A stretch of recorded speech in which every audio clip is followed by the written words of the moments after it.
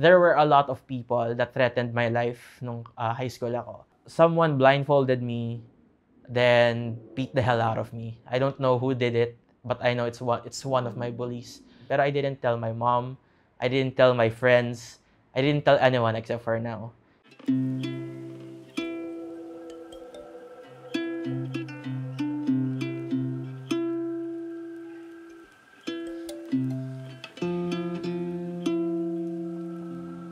Dear bully. So, naaalala niyo pa ba kung paano niyo ako binubully since elementary? Nananahimik ako, bigla kang lalapit sa akin. Walang usap-usap para lang suntukin ako. Pahiya ako during sa school bus. Yung nananahimik lang ako from one corner, tapos bigla mo na lang ako ginanon. Kung paano niya ako tawagan na kalahating mapa because of my birthmark. Di ko rin ina-expect. Pero I remember you posting something online that I did not like. My friends, group, yung talagang circle of friends ko asked me to join the cosplay group. Ako naman, dahil doon mga friends ko, sobrang hilig din sa anime, sobrang hilig sa Japanese culture. So, why not? Okay, sige. Nagsimula lang mag-cosplay. I cosplayed Joe Asakura from Shaman King. Tapos, ginawa ko siyang profile picture just because, you know, why not? Once na post ko yun, I was expecting a lot of support from my friends and parang ganon. Unfortunately, I didn't get any support. Instead, I got a lot of really bad comments. This was like a person kasi from another department.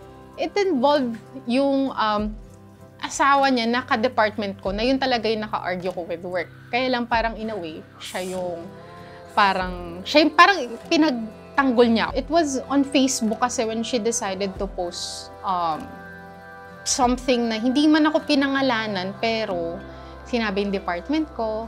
I think I was the only LGBT member in the company calling me out na yung tomboy sa gantong o yung tibong, yung nag-iisang tibong. So parang, oh my God, it's already 2023. Why are we still making fun of people who are part of the community? Medyo ang cruel nung attack kasi online, everyone can see it. And most of you, mga lalaki pa, kasi yung mga girls naman ay grabe yung support sa akin. Pero kayong mga lalaki, grabe yung pambubuli nyo sa akin. Tapos at lunchtime, may iiwasan akong hallway kasi nakaabang ka dun. Swerte ako kung mag-isa ka lang, pero kadalasan kasi marami kayo. Pag all-boys school kasi, maraming gagawan talaga eh. Lalo na pag if you show signs of timidness, softness, anything na deem weak. Actually, this is the first time na sabihin ko to kasi I didn't have any guts to tell this even to my closest friends. But there were a lot of people that threatened my life nung high school ako. Just because they hated me, just because I was smart, just because I was just doing good in school. There was one time sa school bus to, na-corner ako eh. Pauwi na kami noon. And he was like, bakla ka, ganun siya. Or like, baling ka. I went home crying. There was this one time that I aced the exam, tapos nasa honor list ako. Ako umuwi ako mag-isa. While walking kasi since wala nang jeep that time, while walking, someone blindfolded me, then beat the hell out of me. I don't know who did it, but I know it's one of my bullies. Pero I didn't tell my mom, I didn't tell my friends, I didn't tell anyone except for now. At those moments, I felt angry, sad, anxious, depressed. First of all, syempre nakakahiya. Iiyak ka, sundin mo sa klase mo, mga kaibigan mo, di ba? Kasi yung pain, physical pain, mamayang gabi, wala na yan eh. Pero yung part na napahiya ka, parang hanggang ngayon nga, naalala ko pa, di ba? Grabe yung insecurities ko before dahil sa mga pinagagagawa nyo. Medyo na-question ko yung self ko na, bakit sa akin to binigay? Like, bakit may ganito ko? Bumaba yung tingin ko sa sarili ko na akala ko ako yung taong nabubuli lang. Ako yung taong kinakaya-kaya lang. Ako yung taong hindi pinapakinggan. May times na ilang weeks ako hindi na lang kumain sa cafeteria. Sa back office na lang ako, bumibili na lang ako ng food somewhere. So like extra gastos during that time. Parang yun na lang yung response ko. Normally kasi it has a flight or fight mode, right? I chose the flight mode. So instead of having them confronting, I chose to isolate myself. Ang naging turning point ko was my 3rd year high school na talaga. Sabi ko, it needs to stop. Dahil doon, nag-start ako mag-boxing for self-defense. Hindi naman ako naging fighter dahil sa'yo. Hindi naman umiikot buhay ko sa'yo. Tinake into consideration ko siya na wag gumante, magbilang ka up until 10, or something na magpapakalma sa'yo. Ginawa ko, binabad ko yung sarili ko sa academics, like full-on, sunog kilay, aral ka malala. Na-stop yung pangbubuli sa akin nung pinakita ko sa kanila na kaya ko, na kahit na paulit-ulit nila akong binubuli, unbothered ako, and nag-show up ako sa kanila. Hindi ko kasi alam kung anong naging resulta nung after kong mag-report sa HRD eh. Basta sinabihan lang ako ni boss na so basta magkakaroon ng action, disciplinary action. So is that like parang nanalo sa korte? But yeah, nung nag-college kasi ako, medyo nag-glow up naman. Kaya ayan, nung nag-college ako, dun kayo nag-start manligaw. Pero ayan, dahil nga binuli niyo ako before, ayan, pinagbabasted ko kayong lahat. So dun siya na-stop kasi parang na-realize ng mga lalaki na parang, ay, palaban tong babaeng to. Grabe yung self-love niya sa sarili niya. From there, aside sa varsity ako and officer ako, dun nabuo yung confidence ko na, no, I'm bigger than you, I'm stronger than you. Naging mas confident ako. May poster na, yung poster ng pangalan ko, picture, schedule. Bro, manonood, mag-DM sa akin. Bro, manonood ako ha. Bro, may live ba sa Facebook yan? Yeah, siguro, sadyang interesting lang na may laban, may boxing, kaya sila napamessage. Pero hindi naman talaga magme-message yun. May realize na nila ng sarili nila yun eh. Na yung ginaganon nyo dati, inahangaan nyo na ngayon. It's not an easy decision to choose not to fight back kasi. The more na parang magre-revenge pa ako, pero sabi ko, wag na, hindi na kailangan, sayang sa oras. To be honest, what can I get from fighting back then? It will just create noise. And baka mas lumaki lang yung problema. Hindi naman ako galit sa kanila ngayon. Actually, I'm at peace with them right now. In a way, thankful din ako kasi if it didn't happen, I think hindi din ako maging empath.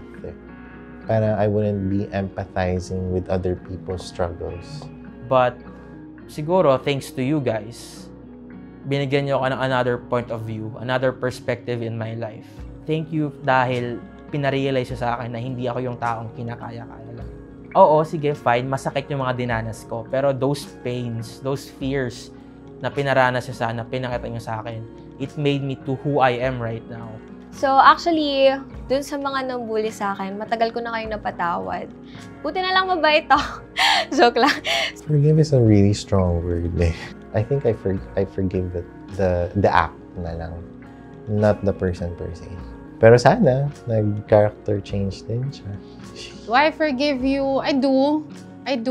We're grown-ups. We just move forward. I'm not gonna demand for you to apologize or anything. Basta okay na ako. Sabi ko nga sa sarili ko, hindi ako nagtatanim ng sama ng loob. Kasi the more na itanim ko siya sa sarili ko, kumbaga kakainin lang ako ng anger or hatred. So, mas pinili kong maging masaya, patawarin kayo, para makapag-move forward na ako sa life. You have to learn to forgive them also kasi kunyari 5 years na nakalipas tapos syempre makakalimutan nila yun eh. Alangan namang attack mode ka pa rin tapos sila parang nakatayo lang. If you choose to love instead, and yun, be the better person, I think the universe will give you a lot more and bless you more. Okay, so I got you a love kit, by the way. I dedicate this to you as a token of my forgiveness, even though you didn't ask. Pero So, I'm gonna give this to you kasi I'm okay na eh. I've already moved forward. So, you deserve this love kit. And maybe this love kit can help them, kumbaga, ma-realize din nila or mag-analyze sila sa mga sarili nila na stop na yung ginagawa nila kasi ang dami na nating iniisip. Hopefully, you've chosen to brighten someone's day rather than making them more miserable. This one, I think it would be perfect then to share with the family.